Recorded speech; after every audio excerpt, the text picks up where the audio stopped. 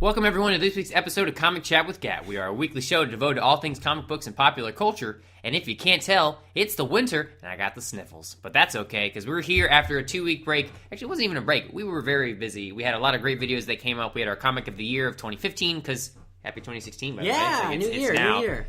So we had the 2015 Comic of the Year. We had a great interview with Taylor did with No Holds Barred author Eric Gladstone. I apologize for that. And for the record, when you watch it, notice I wasn't there. Eric, I did not want to not be there. I was very sick.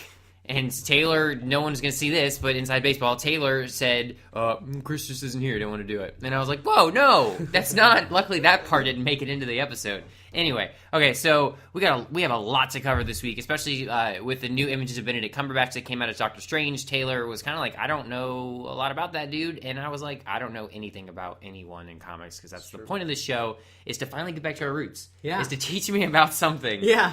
So before we do that, though, we definitely want to check in with our Last Week in Comics, which is where we go over some of the biggest things that came out over the last week and what you guys should be reading. What's our names, Chris? Clearly, I'm Chris, and that's Taylor. Hi. So that's good.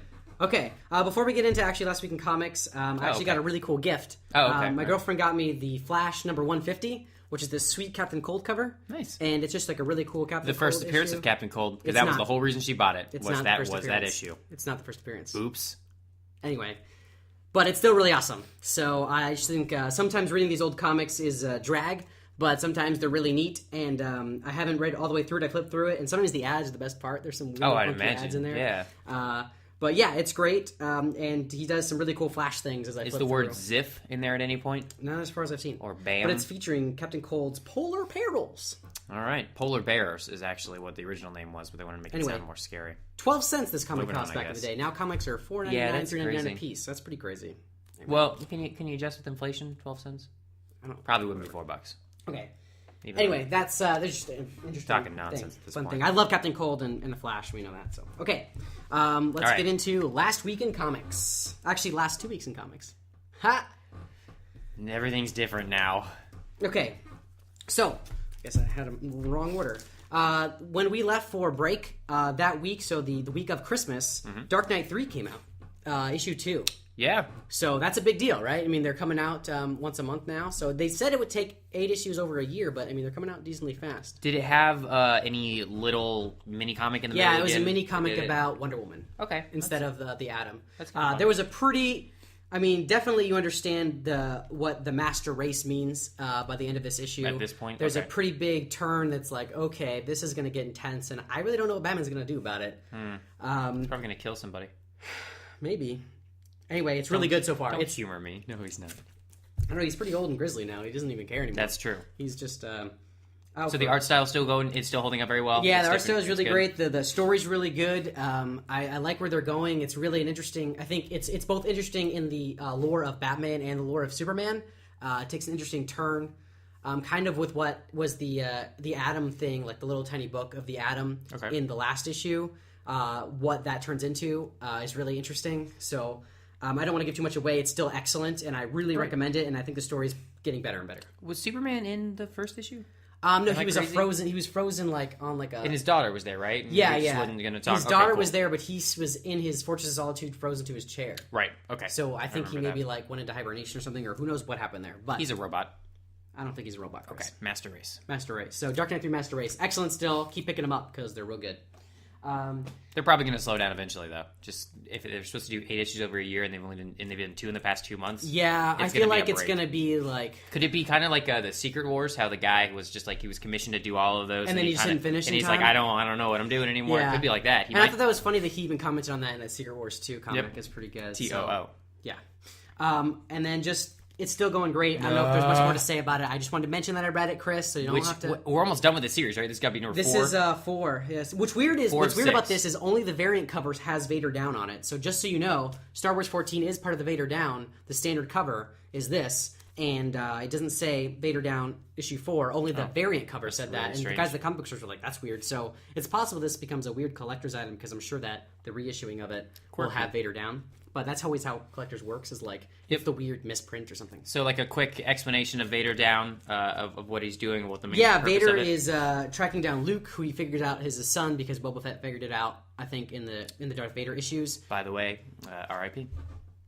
Well, I guess. Right? Voice actor for... No, voice actor actor the voice for actor, Boba you're Fett right. has He did, died. yeah. From He Empire Strikes away. Back. Look at you looking at Star Wars stuff. Internet. And Luke is like knocked out, and then Han goes to find him because he basically crashed into Vader to crash him on this planet. Leia wants to destroy him. Like the Dave Matthews song. Crash. Yeah. Anyway, so that's what's going on. It's really good. It was one of our top comics of last year. It does have a great art style for someone who is not a fan of Star Wars. Personally, right above, right there for the video. You get a good. It's fun. The first issue is really great. The second issue drags terribly. The third issue is pretty fun. I'm excited to read the fourth one to see what it's like. But and it's only 6. It's a 6-issue right. miniseries. It's a pretty good. It's a good little arc. Yeah, that's good. And so that's that. All right, that wraps up 2 weeks ago. Now we're on to last week in comics. Okay. First one, Jughead number 3. Yeah. This keeps getting better. It keeps getting better. Good. You know, I think that the team of Chip Zdarsky and Erica Henderson are just knocking it out of the park. Every time they have one of those pop culture things. This time it was a play on the Man from U.N.C.L.E. Okay. Yep. And it just, I don't know, the writing, I found myself laughing out loud again, sitting on the couch this morning reading it. And it's just... This is great. This series is getting really good. Is there any kind of overlying theme that's going on? Because I remember that the first issue was the knife thing, right? No, that was the second issue. So he's expelled at the beginning of this issue. Yep. And then his dad tries to get him unexpelled or whatever. So he ends up getting only a week suspension, and then. Are you spoiling the entire third? I don't know. No, that's just the very beginning. Oh, okay. So anyway, I just keep reading it. It's super funny, and it's getting better and better, and I'm loving it so far. I definitely recommend Jughead number 3. All the Jugheads are great.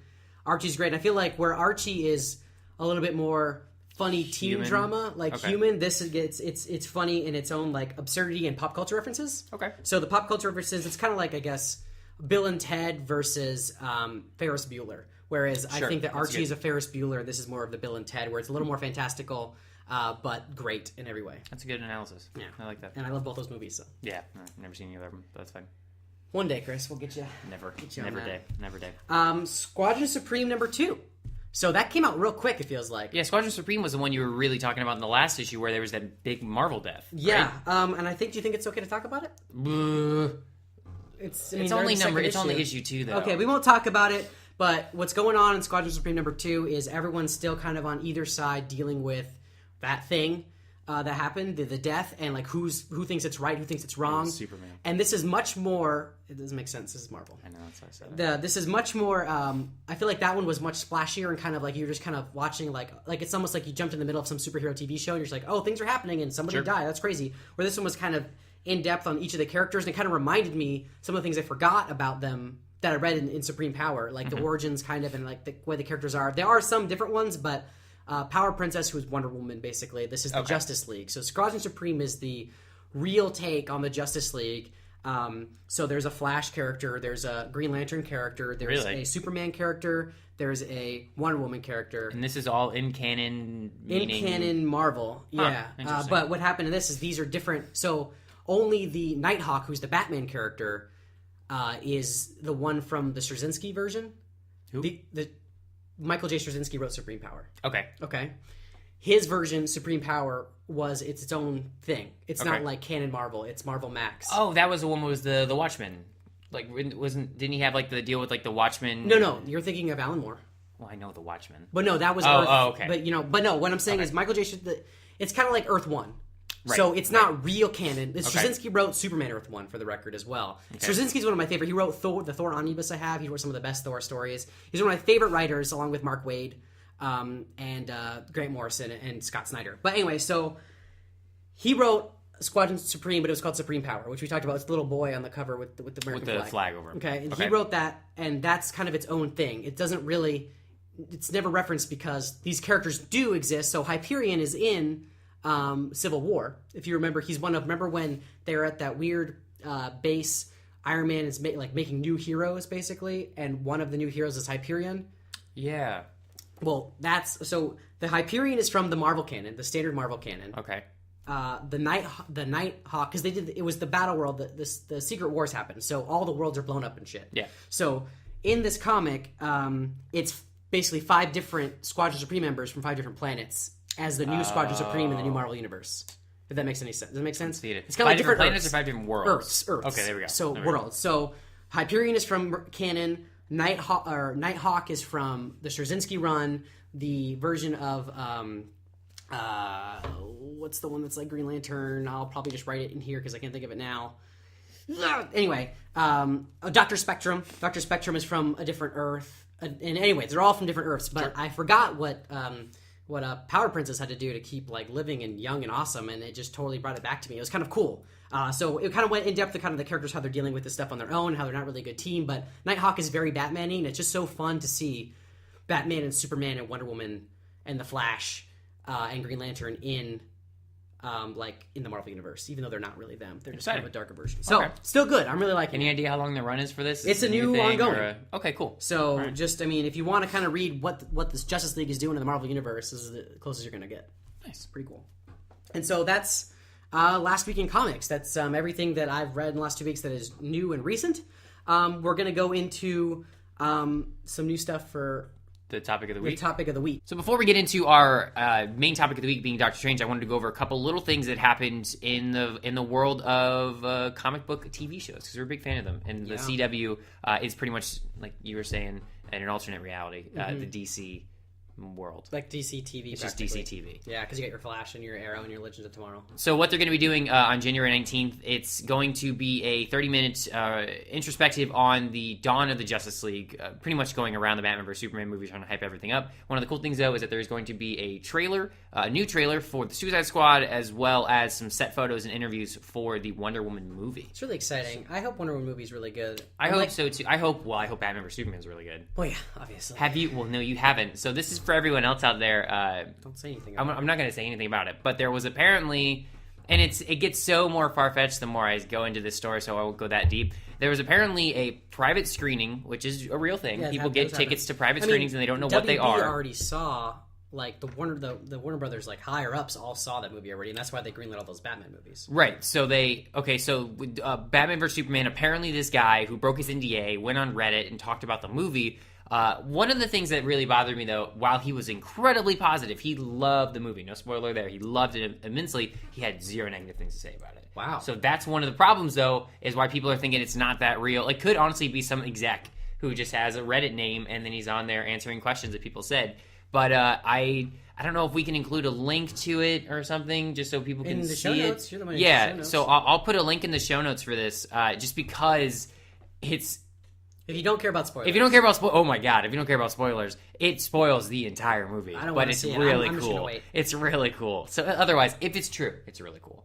And you'll be really happy. I'll be happy. Like, there's so much in there, Taylor, that you will not even believe that's happening, which is what makes me think, I don't know how they're going to do it. I don't think it's true. I don't think anything they're saying is true. What if it is true, though? That's what I've been saying this whole time. If it is true, then you're going to love it. So based on what you've heard, I think I've been saying that what we saw in that trailer, everyone's like, they give away the whole movie, is nothing like giving away the whole movie. That'd be what it is. Yeah, this would be on the level of Halo 5's Hunt the Chief campaign. And what you actually got, it would be it's such it's such a left turn that they want you to go in a different direction. I would really appreciate that, and I think everyone thinks that they gave away the Doomsday or whoever it is, whether it's Doomsday or there's another name, and I'm going to put it right here because I forgot. But in the more recent comics, which I'm catching up on the Justice League stuff now, on our Comixology account. I bought you that. Yep, thank you.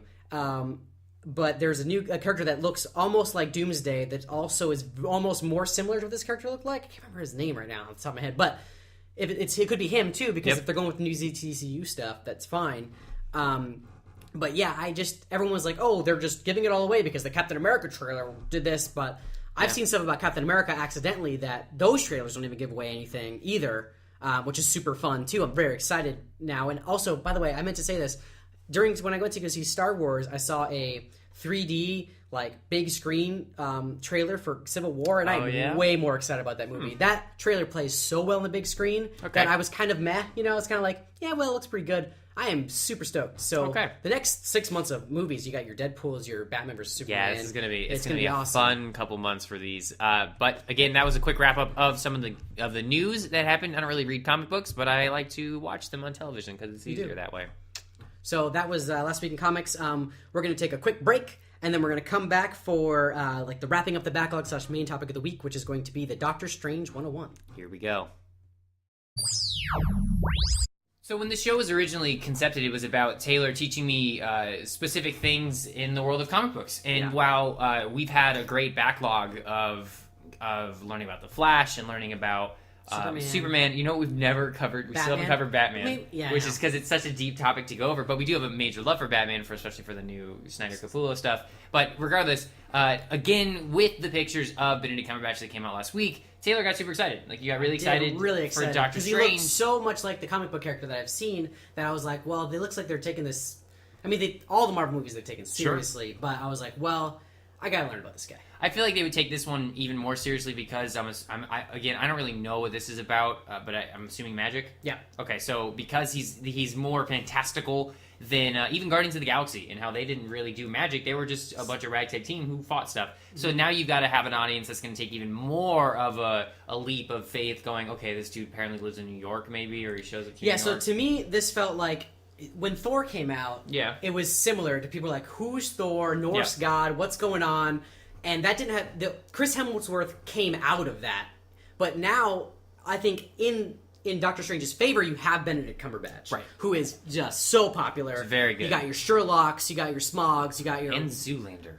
Yeah, I think that looks great. I'm really excited. But anyway, Benedict Cumberbatch is a very popular figure now, so I think that's going to benefit this movie and get people into the theaters more so than Thor did with Chris Hemsworth. Absolutely. And now Thor movies sell out because people know who Thor is, but it's a similar uphill battle. Yeah. As I say, almost as Guardians of the Galaxy, because it's so unknown, but weirder because it's like, who cares about a Sorcerer Supreme? I don't even know. But I now do, because... So before we get into what he is, I wanted to get your opinion on Benedict Cumberbatch as an actor. We understand he's great, but now that you've seen the character and you've read lots of trades and individual issues, do you actually see his face? Before you saw the mustache, do you see his facial... I don't know if I see it. Body? His mannerisms are going to be great for the character. Okay. He's definitely great casting. Okay. Great casting as Doctor Strange. Cool. And we'll get into, like, the history, like, basically the origin story. So, just before, I'll talk about all the different trades I read after we talk about the 101. But I did read 4 trades and 2 single issues. So I would say that I have a pretty decent knowledge base. And trades are collections of issues. Of comics, yeah. So I did read a bunch of those, and so let's get into it, I guess. So this is we're combining wrapping up the backlog and our main topic, because my backlog over the last holiday was reading Doctor Strange. So this is your Doctor Strange 101. Make sure you watch it and enjoy it. Okay. Let's start. So Doctor Strange, who is he? Stephen Strange is his real name. Okay. Normal dude? He was the best of the best, surgeon. Okay. Sometimes neurosurgeon. It depends on, I guess, what era. Earth person. Regular dude. Got it. Just, an amazing surgeon. And so, but he was a dick. What kind of surgeon? Well, some say neuro. Depending on, I think the time era. Sometimes it's just, surgeon. Just great. He fixed my kidney. Right. Okay. Or sometimes, I think in the recent animated feature that came out that's pretty good so far, I haven't got all the way through it, he's a neurosurgeon. Okay. So, it's always, top of the top. But he's kind of he used to be a nice person and somehow became corrupt of money, and all he does is work on either cases that would get into a scientific journal because it's so impressive, or people that have lots of money. Okay. Classically, it was just he only works on the rich because they can pay him enough, and he does house calls. And he's one of those real arrogant. Sure. Wow, that was really an aggressive way to put it. Yeah. Geez, I'm sorry. I'm gonna cut that out. That was weird. Real arrogant jerks. So, anyway, Doctor Strange. So what happens is he's driving his car one day. Sometimes it's on his way to a fancy client. All depending on almost every single one of those trades happen to be an origin story or have the origin in it, which is really helpful. But sometimes I'm enough origin stories. But you're seeing an underline. You're seeing the through line. Yeah, it's pretty much the same every time. He's in a car. He gets in a terrible car accident, and his hands are irreparably damaged. Wow. So he can no longer be a surgeon, and that's How like do you do that in a like car his cars they get crushed, and the nerve damage is so bad that Got he it, can no okay. longer hold a scalpel. Oh no. And that's like his livelihood, and like they say, well, you could still be like a consultant or something, and he's Mm-hmm. like, no. So he basically spends all of his money, but even though he's like the best surgeon, in some stories he blames the guy that worked on it, even though it's not that guy's fault. He's like, you're just a terrible surgeon. If it was me working on me, I'd be fine. Does that guy play any part to anything? In one of the books, he does. Okay. In most of the time, it's just kind of like he's like, no, my hands, and they're all like weirdly, they're drawn almost the same every time, and they have like they almost look like I don't know how to explain, like paper mache, or not paper mache, but like if someone made an origami hand, like with like different like angled, like very angular. So in I think it's supposed to be scars, like because people tried to work on all of the like the different nerves in his hand. Sure. And it's pretty cool. I like the way they make his hands look so weird. When his hands aren't weird, you don't really see the damage. I guess that was kind of so you can visualize the nerve damage. Sure. Okay. And so he spends all of his money, because he's a super successful surgeon, paying basically every single person that says they could possibly maybe fix his hands in every single way he possibly can, and no one can do it.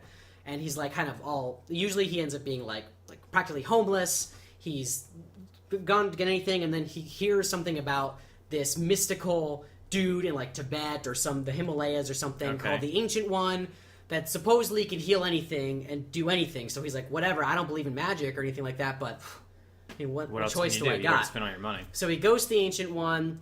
The Ancient One's like, I mean, I don't know, you're kind of like not a good person, but I mean, if you want to study with me or something, he's like, look, man, I'm not here to study.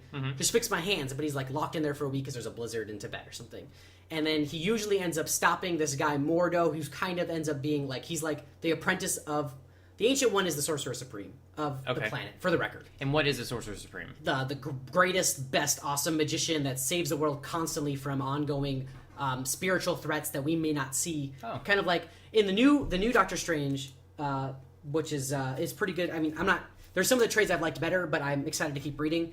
He kind of explains it like doctors are dealing with constant like biological threats, like bacteria and stuff like that, and the Sorcerer Supreme and sorcerers deal with the same thing. You just don't see it, and they're magical versions of bacteria, and they're like, sucking on you or whatever. Like, all right, you so don't it's getting weird already. Anyway, that's just kind of the way they're doing it in this new one. Yeah. And he can kind of see it all happening, whereas no one else kind of can. Got bacteria vision.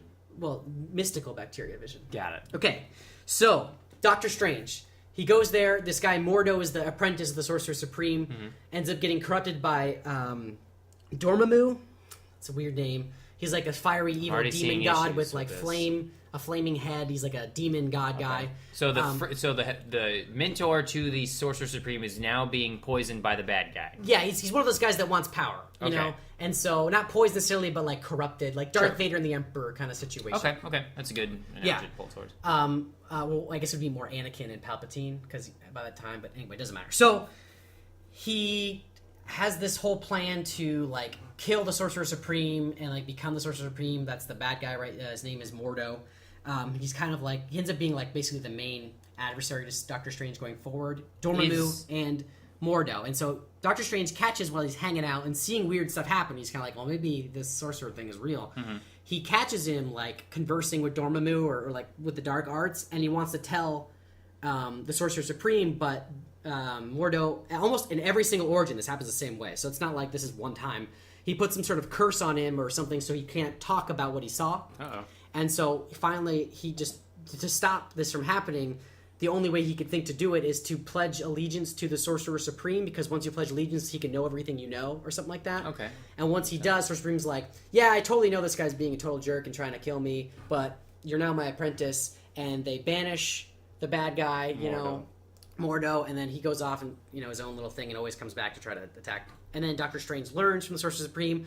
The Sorcerer Supreme ends up dying at some point. How? And either Mordo comes and attacks him, or something happens in each origin story to where the Sorcerer Supreme gets to, maybe he's too old, or maybe something happens, and then the only person worthy of the title is Doctor Strange, Dr. Stephen Strange. And so because he he's becomes, the apprentice, or because he's the learned so apprentice much? and he's a good person now, and like all that stuff. And he becomes the Sorcerer Supreme. So that's the basic origin every time. Now, interspersed with that, there's a dude named Wong. He is like the Kato to Doctor Strange's Green Hornet, the Robin to his Batman, but I would say more the Kato, because Doctor Strange is awesome at sorcery and stuff, but Dr. Wong comes from a line, I guess almost like the Alfred, I guess, a line of people who pledged to serve the Sorcerer Supreme. Yeah, exactly. So he's like his manservant, but best friend. Okay. So not like he's Can not he like fight? he is a master of martial arts, like one of the best. He's super awesome, and so he teaches, of course, Doctor Strange martial arts because it's like I mean I know magic. In some origins, like they're competing apprentices, but one is better. Like Doctor Strange is better at like knowing the spells and stuff, and Wong is a little bit too like I want to just kind of kick someone's butt. So he's not focused enough, and so they kind of have to work together. That's kind of the way they did the season 1 version. Doctor Strange season 1 is one of the comics I read. But anyway, so Wong is always like his dude. And then and he usually meets him there, or like that's part of the thing is like the Sorcerer Supreme gets this apprentice person. Do they? Okay, so a couple questions just to make sure I'm established in this. Do they continue to fight in Tibet? Do they go back to? He ends up So Doctor Strange, that's a good. Doctor Strange has his main place called the Sanctum Sanctorum. Always. Okay. That's his bat cave, the Sanctum Sanctorum. It's like this magically hidden or like protected building in New York. Usually, he lives in New York. Okay. And it's just like whole building that he. And the things he fights, I say things because are they like bank robbers kind of stuff, or are they the he pretty demon much sticks things that with are hidden? demon mystical things. So how does he see them? Because he naturally see them, or does he have powers and he transforms into something? All right. So first of all, let's talk about his powers. Okay, and then we'll go into what he uses. What powers does he have? He uses astral projection all the time. What? When you leave your body in spirit, but you leave your basically you're in like meditation, astral projection. So he's going to the spirit world. Not in the spirit world, but he can fly around, like go anywhere. In like his spiritual form, and like talk to people that can converse with, so he can go and like he can make people see him too if he wishes. But that's that's one of his main things he does all the time. It seems like astral projection. Also, he's so powerful that he can. It's kind of like the telekinesis or the telepathy of like Jean Grey. Or Xavier, Professor Xavier, but on a mystical level, he can talk up to 10 people anywhere in the world at the same time. Like, he's that powerful. Talk to up to... If he knows where they are, he can converse with their minds, kind of, to anyone. But it's not telepathy, it's magic, but it's the same concept. Okay. He has, he can do magic, he has spells. Can he interact with people when he's, I'm going to just say floating. So yes. When he can, like, push people down and stuff? He can go inside people's bodies and take over their bodies, but no, he cannot. He doesn't really do spells and stuff using astral projection. It's kind of more of like a. Usually, it happened a lot in the comics I've read when his body is harmed really bad, and he can't. What happens to him? I don't know. He's either pierced by some like alien race of mystic bad guys, or he's like trapped, or like somehow hurt, or. Is there at any point does this take place in space? Yeah, actually, the 1980s, 70s comic book totally took place in space. Like, they started mixing everything together in the 1980s when it was like, you had the Fantastic Four were hanging out in, like, hell with this bad guy, and then Doctor Strange helped that because their son was trapped by him, and the 1980s ones, it's interesting to see because that was the only comic that almost wasn't an origin story. Sure. Actually, The Oath wasn't an origin story either and had a really great, quick overview, but it was kind of... And that was the same, The Oath, he was shot by a super mystic bullet. And his astral form had to like come out and be like, well, my body, you gotta fix my body because I'm really kind of useless here. But he can go inside people's bodies. He asks them usually. He can force his way in, but usually he's like, hey, can I take over your body real quick? Or like, can I join your body so we can talk and like I can figure this out? Okay. Astral projection. So what other powers does he have? So he's got astral projection where he can fly around and take over people's bodies if they have permission, or he can do it himself. Right. Talk to other about standard magic spells or so whatever he can, like, to do plasma. You can shoot like blasts of magic, Sure, okay. or like make stuff disappear, or like make like hexes against demons and all sorts of standard magical fare. Sure. He is super powerful though. Does he have like an ultimate move? Not necessarily an ultimate move. He kind of just does those things a lot. His cloak, that weird, like whole red, with the spikies and the red cloak, that's actually what gives him so he doesn't have to use his magic to fly. It's called the Cloak of Levitation, and lets him fly up to the speed of sound, I guess, and because of his magic, he can make it so he can breathe going that fast. Okay. He basically flies around, and he can kind of call it at will. It's kind of like a wand. I mean, not a wand, like a broomstick, I guess, in like the Harry Potter terms, where he can kind of just like float it over to him, and it kind of like floats in cool waves and gets on him, and he's like, woohoo, I can fly. That's his gem, and then he always wears around his neck, there's always a gem that you see. It's called the Eye of Agamotto. Okay. and it lets him kind of have the third sight, kind of the situation where he can see. That is kind of part of the thing that helps him see, like, mystical things that are hidden. Got it, okay. Especially from, like, even his powers, sometimes he has to call on that. It also has, like, the light of Agamotto that seems to be used a lot. That's a really powerful, like, it's like if Iron Man's chest blast was mystical. Okay. Oh, yeah. And it helps him, like, see things that are unhidden and stuff like that. And he carries around a special tome that's like the Book of Ashanti. Mm-hmm. And then he's always calling on, like, there's like the certain spirits. So, like, there's like 4 or 5 different spirits that he consistently calls upon to help him. To like, the whatever of whatever, come help me, do this. And he uses that to, like, defeat enemies, or he has to be able to be, like, in one of the origin stories, he had to believe in himself and can, like, take control over these spirits that could wipe you out, but you have to, like, own it, you know? Is he a normal dude? He's a regular person. He's just like the best sorcerer in the right. But does he have like an alter ego? Like, does he just anymore? Go to dinner No, he and no stuff? longer. He does. People think the regular people that don't know that he's like an actual mystic think he's just very famous. He's so famous that even if he walks around, people still remember him as the surgeon. Mm-hmm. He's this famous surgeon that lost power of his hands and has kind of just got really into the occult. Oh. And so he's kind of like, some people think he's like crazy. Not necessarily crazy, but like kind of like.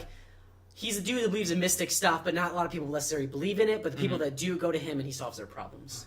Does he have like a love interest? Is there someone like he's that? a ladies' man. Oh, that guy sits around a lot and okay. is constantly like he's definitely like a man whore for sure. Okay. Like, definitely, he has love interest. Actually, in one of the comics, him and the Night Nurse, who is from Daredevil, okay. Have a relationship, and that's a really cool thing. And I think that's the main stuff. He's a defender. He's part of the Defenders, which the Defenders is what they're building on Netflix.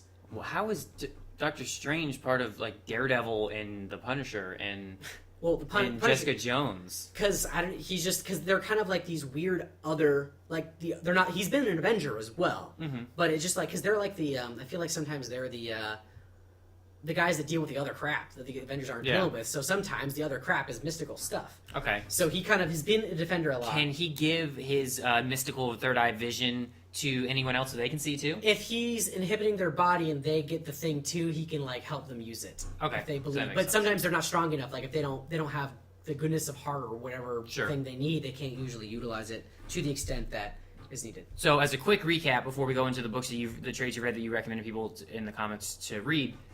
Man, powerful surgeon, but he was an asshole, gets in an accident, loses the thing that makes him that powerful surgeon. He pays all this money from his own hubris to be able to fix himself, but he can't. Goes to Tibet, meets a guy. The guy's like, "You're an asshole. I'm not gonna help you out." But then this other dude, who is his apprentice of the sorcerer, is actually trying to be evil with this other really bad guy. And then Doctor Strange is able to figure that out. He's like, "Hey, that's a bad guy, but there's a curse put on him." And then he has to pledge himself to the sorcerer so that the sorcerer can learn everything about it. And the sorcerer's like, "Yeah, I know, but now you're my slave, pretty much." Mm-hmm. And then he learns from him. That dude dies somehow. Right. Older guy, I guess. Any idea how old he is? Really old. Okay.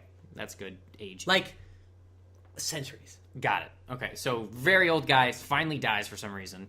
And then now he's got all these powers with standard magic blasts of energy, and then he's also got the ability to see demons and they're large demons, I'm assuming, right? Yeah, all over the place. Sometimes like you know, they're not like the size of bacteria. Because I was going to use the bacteria. No, it was an example he was using, but no, they're usually he could like literally like dog size, if not bigger, for the most part. All right, cool. And then so he is also a ladies' man, but then everyone he has no secret identity, but everyone just kind of thinks he's crazy.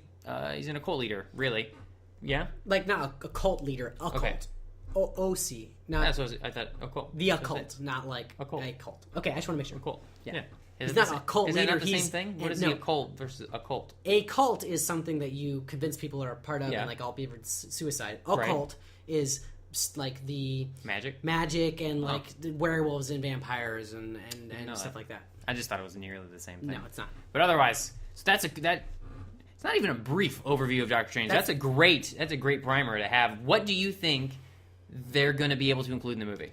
Just the build-up part, the 101. I assume it's going to be, he's a jerk surgeon. Yep.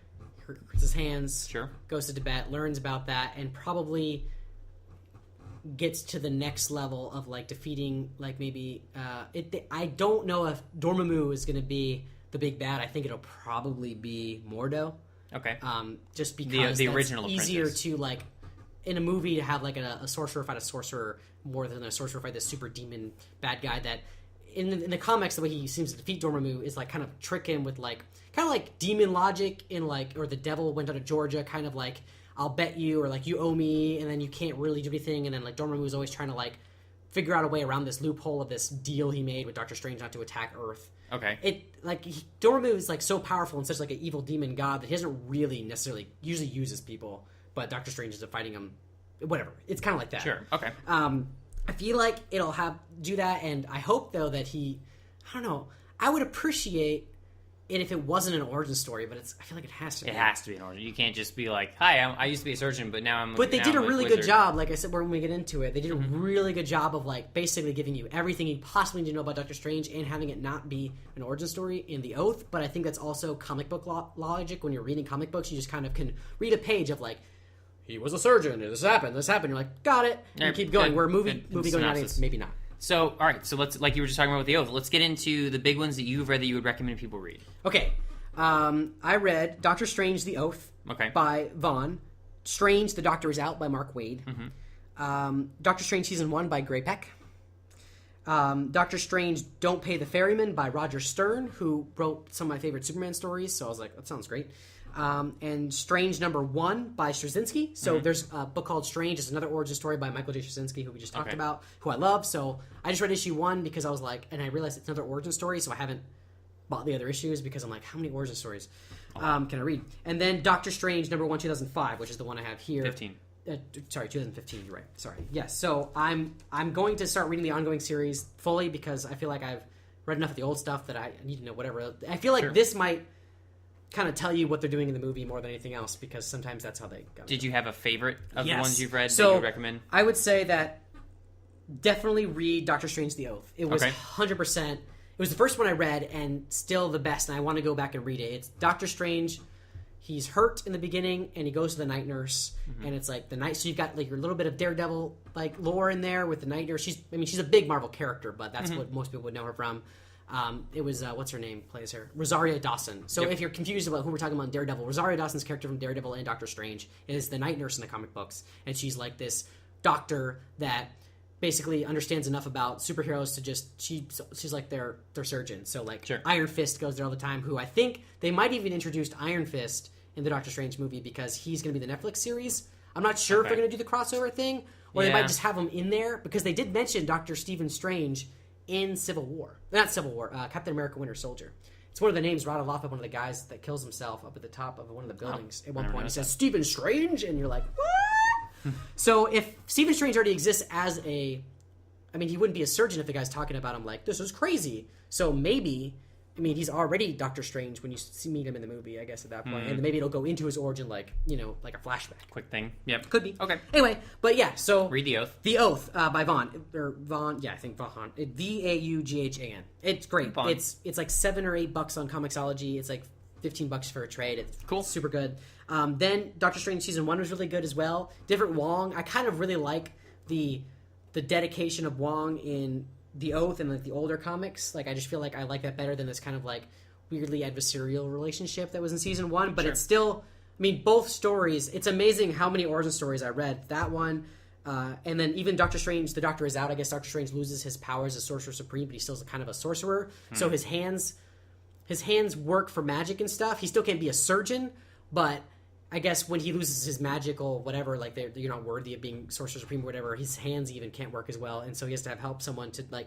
This is the classic like this is like the way to do magic. Seems like it's almost Spider-Man's thing, but like not quite. So just kind of like touching right here, it seems to be like the way to do magic for Doctor Strange. He's always, even in here you can see it. He's holding his hand like that. But yeah, so. That was really good because it's by Mark Waid, or the Season 1 is pretty good by Greg Peck. Don't Fade the Ferryman was really cool, I guess, but it was a kind of a trudge to get through because it's 1980s comic books. There's so much to read, and it was so kind of like, okay, but definitely shows you more like how in-depth the magic stuff can get, and the level of like, he's all of a sudden in space and fighting space Sorcerer Supremes and stuff. It got pretty crazy. Strange #1, really good origin story so far. The art is really nice and really good. And then the new one, I'm not sure how much I like it. Okay. But I'm interested. It got me interested enough to see what's going on. I kind of like the established Doctor Strange that's not... I don't know. For some reason, the way he was written in The Oath is my favorite so far. I don't know. And you're liking the movie, though, too, right? So They are really nailing the character as far as visually. I don't know how they're going to do it, but Benedict Cumberbatch seems to fit that character very well. Good. Exciting. So, there we go, everyone. That is your quick, long recap of Doctor Strange. Let us know in the comments below what you guys thought of the character. If you're a huge Doctor Strange fan, what should Taylor be reading that he hadn't mentioned here? If you are just getting into it, what excites you about it? What excites you about Benedict Cumberbatch as a character? What are you looking forward to seeing in the movie? How are they going to tie this all into the MCU is an interesting question. Yeah, because they haven't done mystical stuff yet. Yeah. So it'll be an interesting thing to see happen. It'll be cool. But otherwise, I mean... Write into us to... comic chat at cbxcast.com. Oh, yeah. Do that. Or leave a comment. Do whichever. You can do old school, new school. It's all good. Subscribe. Do that. That's an important one. Yeah. But otherwise, we are wrapping up the show with this. We are a weekly show dedicated to all things comic books and popular culture inside the world of comics, movies, TV, reading, stuff. So we hope you enjoy it. We hope you guys like this. Make sure you leave a comment, like, subscribe, share it with your friends. And it really helps us continue to do this when we got the sniffles and when we just want to drink all day and play board games, which we're going to be doing as a 2016 resolution, doing more Let's Plays. Because we have gotten a lot of great feedback from you guys from our old channel when we used to do like the Let's Plays for Batman, Batman Flux, and then some Arrow stuff. We're going to do those again. Great. And we're going to do those with better cameras, and it's going to be really exciting, and I'm excited for it. But you can find us on Twitter and Instagram at ComicChatWGat. You can find us on... Tumblr, comichatwithgat.tumblr.com. And then we're also a part of the growing family of networks for CBX Cast, who have Taylor and Joe and Sam? Nope. Kyle. Steve? Kyle? I don't know. Kyle. I'm sorry, Kyle. I don't know why I thought your name was Sam. They do a video game podcast called The Cardboard Box. Then you also have Real Retro, which dedicates all things movies pre-2005. So it's all fun. Make sure you go ahead and check out on our channel, our page. You can actually see some of our sister channels. You can go on there and just check out their videos, too. But other than that, let us know what you guys think. We will see you guys next week. If you're watching the one-off and just saying that this is the 101, you can go see our Last Week in Comics, where we look over some of the newest comics that have come out and tell you guys if you should buy them or not. So there's a link right above you for the full episode. But other than that, again, goodbye. Thanks for watching. So long, and farewell. And no more days off for a while. I gotta go back to work tomorrow. I have to go back to work tomorrow. It sucks. It's the worst. It sucks. Oh, go watch our interview with Eric Gladstone, because it's ending soon. So make sure to Kickstarter. It's already funded, but we want to get that pushed to farther. Yeah, no holds barred. Go awesome. Definitely watch awesome. that. Go watch that interview. It's right here again. I got a lot of editing to do on You this sure video. do. Woo. All right. Bye. Bye.